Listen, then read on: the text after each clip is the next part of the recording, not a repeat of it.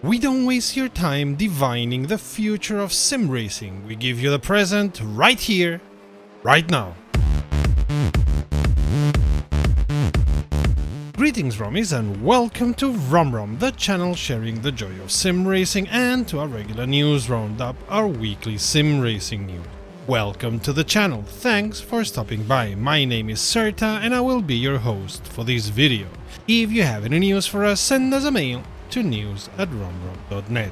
This was clearly the week for minis. No, we don't mean the cars, we mean mini updates or mini hotfixes. We have Assetto Corsa Competizione. It seems there was some issues with dependencies within DLCs in championship modes, which has now been resolved, and the following cars got performance updates. Wreckfest, the last mini update, had introduced some issues in the server CPU usage, which luckily were easy to solve. Also, the server ping display has been corrected too. Race Room, these tracks got new action camera, and Mid-Ohio has been updated to how it looks and feels in 2022. Lastly, the performance index for the M235i and MX5 have been reviewed and corrected. Well, here it is, the announcement of the newest Forza Motorsport, called only Forza Motorsport, even if it's the 8th game in the series. As with almost all other Forza Motorsport games, this will only be available on Xbox. They promise to have 500 cars from the start, which can be upgraded as it's customary. Also, they talk about 20 environments to race on, by which we suppose they mean tracks, but as not every one of them may be a normal racing track, they use another word. Fair enough.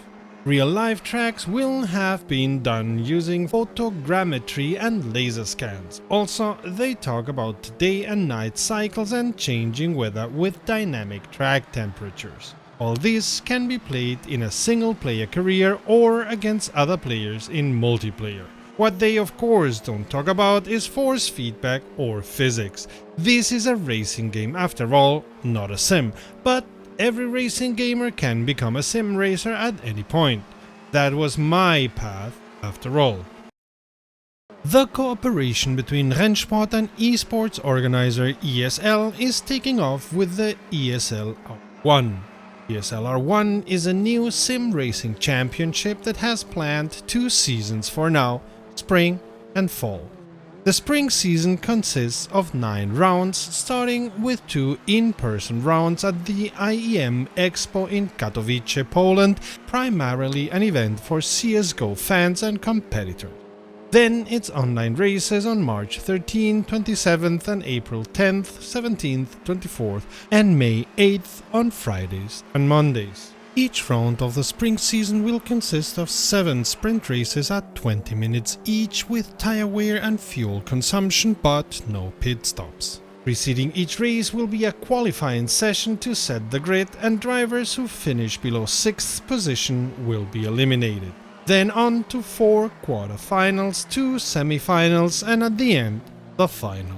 At the end of the spring season, the top 24 drivers will advance to the Grand Final, held in Munich, Germany on May 27th and 28th. Not coincidentally, Munich is the home base of Rennsport. For the fall 2023 season, not much is known. The final will be held at the DreamHack Winter event in Jönköping, Sweden, planned for the 23rd and 25th November. The initial 12-team entry list includes a mix of existing sim racing teams and ESL eSport teams who are new to sim racing. Teams like Mo's, Furia eSports, Heroic and Faza Clan, which are CSGO teams at their core, are expected to hire existing sim racing talent to head the 4-driver lineup each team has to bring. Faza Clan also just announced a partnership with Porsche. G2 eSports will for sure drive the BMW, as will BMW M. Moz and Apex Racing the Audi, Porsche Coanda surprisingly the Porsche, and Mercedes AMG and Williams the Mercedes. Let's see if the drivers of Williams keep the car within the allowed lines of the track, or if they repeat iRacing Daytona once again. The other teams seem not to have decided yet which car to choose from the very limited choices there are within Rennsport. The prize pool for 2023 is 500,000 euro in total. While we expect the $500,000 is for the first season only, the exact breakdown of the prize pool is still unknown. It will be interesting to see how things move along, as Rennsport is not even in closed beta and only has Hockenheimring and Goodwood Hill Climb as tracks. However, Spa-Francorchamps has also been announced as a track choice, so we now already know which track will be added to Rennsport soon. If they follow up with Monza, they don't need to put any other track in there anymore, as you lot only race GT3s at Spa or Monza. Back to the competition. We've been told more tracks will be revealed as the season progresses. We suppose revealed is marketing speak for we'll tell you when we're finished programming them, as we don't know yet ourselves.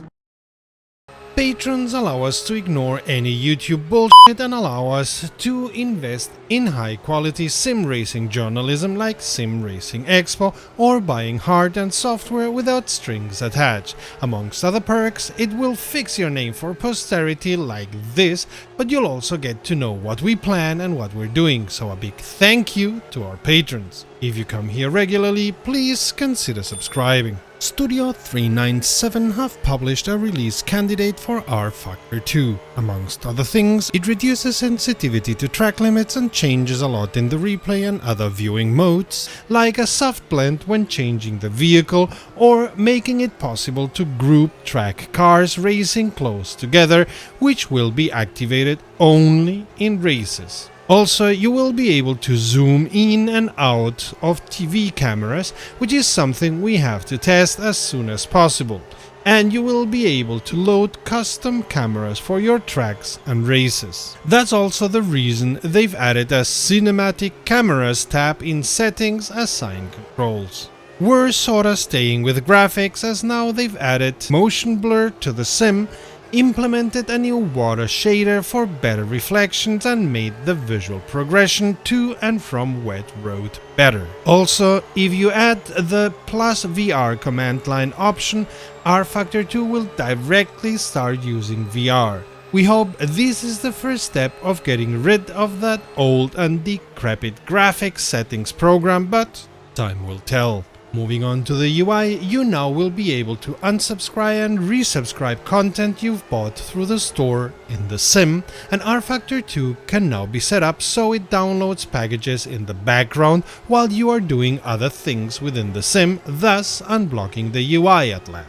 With regards to physics, they have added an electric motor implementation including regeneration, by which we suppose they mean the electric support for normal racing motors, as they talk about its use in BTCC.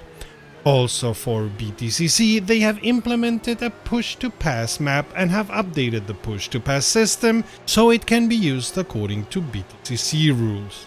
Added to those changes, they've also improved the way the AI handles fuel and pit stops. There's also been different changes for mod makers so they can too profit from the visual changes and the cameras added by the developers, plus some other changes to make programming of mods easier.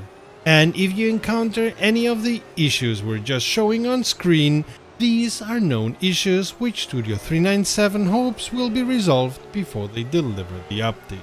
Also, Studio 397 updated their very sparse statement about the issues at the Virtual Le Mans 24 we talked about last week. See the link up there to find out more. In essence, what they say in the statement is they found no hard evidence for a so-called DDoS attack, which we also explained last week, but will harden their systems against those for the next time. Good for them, good of them.